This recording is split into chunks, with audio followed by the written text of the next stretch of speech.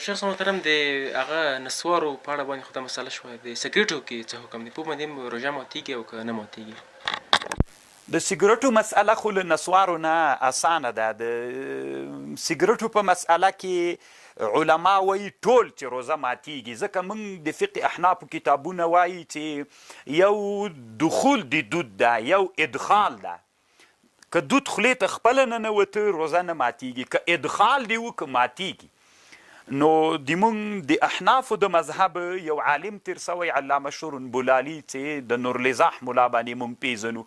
د په منظومه د ابن وهبان باندې یوه شرحه کړې ده چې هغه شرحه تیسیر المقاصد نومیږي چې ما سره سته کتابخانه کې نو هغه کې دا لیکلي دي چې روزه خو خود ماتیږي د کفارې هم فتوا پې کړې ده چې کفاره پې باندې سته ده او کفاره به هم ده سړی ورکوي او علامه عبدالحی لکنوي صاحب هم یو مستقل کتاب جوړ کړی ده